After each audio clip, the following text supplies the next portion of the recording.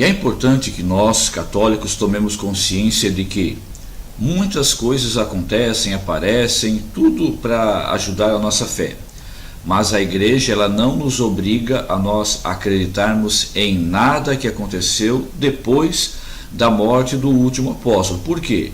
Porque foi com a morte do último apóstolo João que se acabaram as revelações, tá certo? Então, ninguém aqui está pecando se não acredita na aparição de Nossa Senhora em tal lugar. Não, a igreja diz que não, tá certo? Então, por que eu falo isso? Porque hoje nós vamos conversar sobre um assunto que tem intrigado a ciência e a igreja.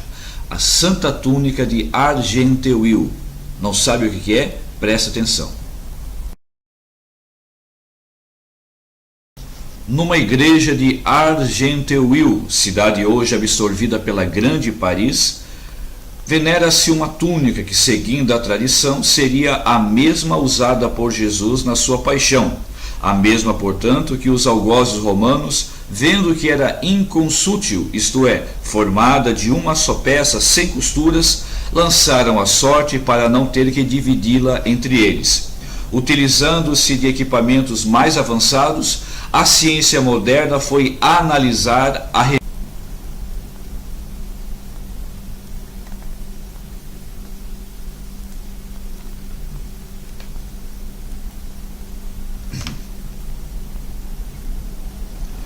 O professor André Marion, especialista no processamento numérico de imagens, leciona na Universidade de Paris e autor de numerosas publicações científicas. Já fez descobertas surpreendentes a respeito do sudário de Turim, com base em métodos óptico-digitais.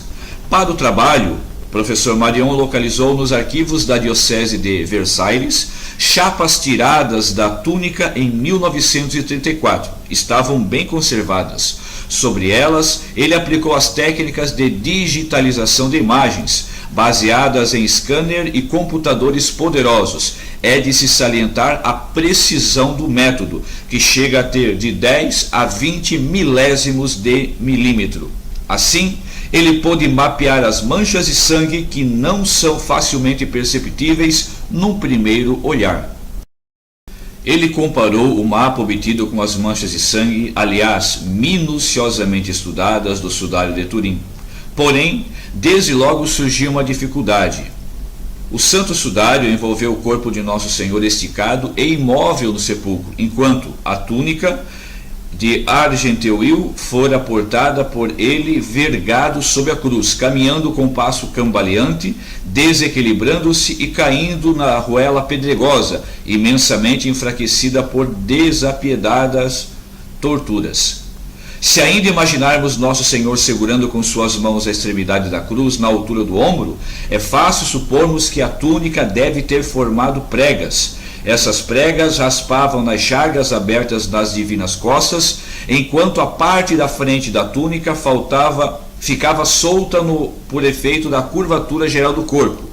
Todos esses fatores faziam com que o sangue se espalhasse no pano de um modo irregular. O professor Marion solicitou então a ajuda de um voluntário com as proporções anatômicas do Santo Sudário. Ele simulou os movimentos da Via Crucis, utilizando uma túnica do mesmo tamanho da de Argenteuil.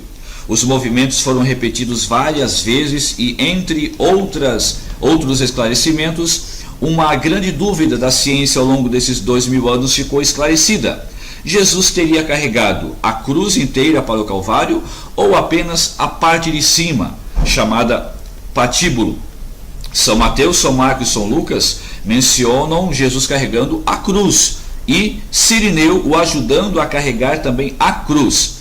E esse estudo do professor Marion mostrou que pelas manchas de sangue ficadas na túnica, Jesus carregou a cruz inteira e não apenas o patíbulo, como muitos cientistas estão dizendo nos dias de hoje. As manchas de sangue indicam que na Via Crucis os dois madeiros cruzavam-se na altura da omoplata esquerda de Nosso Senhor.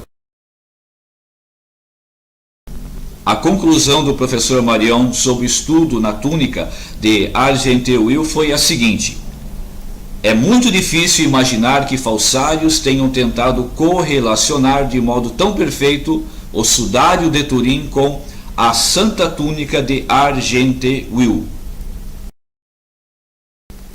Como você viu, a fé é um mistério. Repito o que eu disse no começo, ninguém é obrigado a crer, tá certo?